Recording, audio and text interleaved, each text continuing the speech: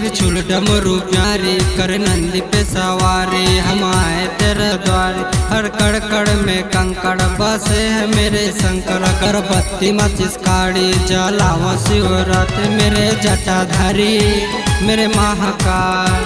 हम आए हैं भोले तेरे द्वार।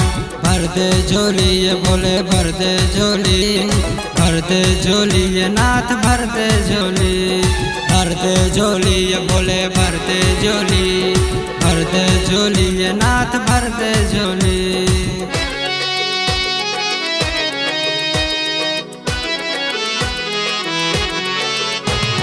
बोल शिव शंकर जी पार्वती शंकर जटा मचंद गंगा सावन महोत्सव चंगा।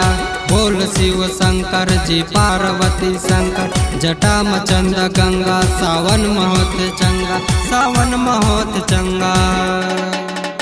मेरे जटाधारी मेरे महाकाल हम आए हैं भोले तेरे द्वार।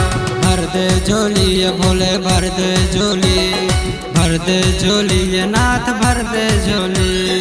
भर दे झोली ये भोले भर दे झोली, भर दे झोली ये नाथ भर दे झोली।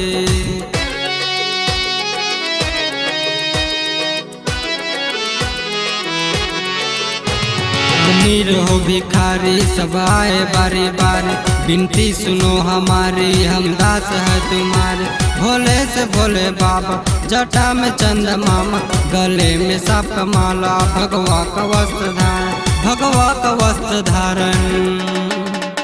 मेरे जटाधारी मेरे महाकाल हम आए हैं भोले तेरे द्वार।